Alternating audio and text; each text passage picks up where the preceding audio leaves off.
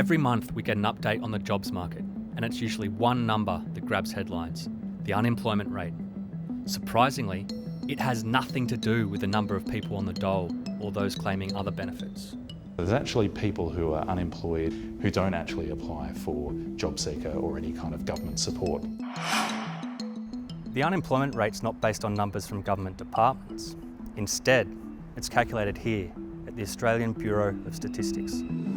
Every month, statisticians carry out a survey of 26,000 households to find out how many people are working and how many aren't. But it's only a sample of the population, and that means there's room for error. Around 1/8 of that sample rotates out each month because people are in the survey for 8 months. And so that means that we're able to produce month-to-month change in the labour market drawn from around 80% of the sample that are the same people from one month to the next. Most economists prefer to use the ABS data to look at the trend, to get a sense of whether the labour market is performing better or worse. The ABS first figures out how many people are in the working age population. That's Australians aged 15 and over.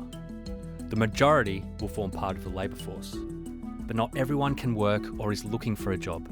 Some will be retired, others are caring for someone, studying, travelling, in prison, or belong to a religious order.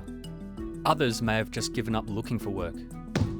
Those people aren't counted as part of the labour force and are excluded from the unemployment rate. I guess to get out of that group back into the labour force, some factors that are very helpful is a strong economy, one that has a lot of momentum in jobs growth, so these people might feel more confident to return to look for work. It might also be that these workers might need new skills and new training. Being part of the labour force means you either have a job or you're actively looking for work. If you have a job, you're counted as employed. If you're still searching for a job, you're counted as unemployed. The ABS divides the number of people unemployed by those in the labour force to get the unemployment rate. When the economy begins to grow strongly and employers are hiring, lots of people who weren't actively looking for work may suddenly decide to, because their chances of finding a job are much better.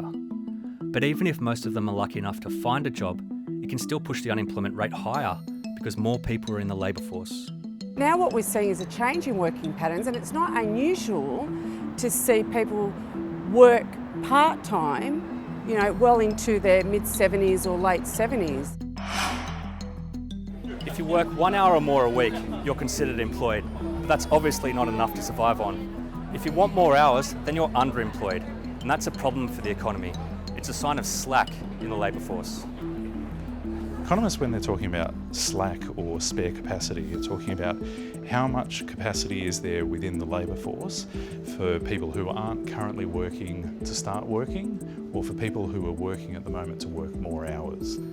More than 1 million people in Australia are underemployed. Add to that the jobless rate, and 13.5% of the labour force either can't find work or can't get as much work as they want.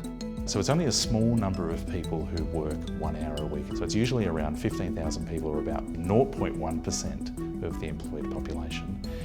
Of that group, only about a quarter of them are underemployed. In 2020, for the first time in a century, we saw a decline in our population.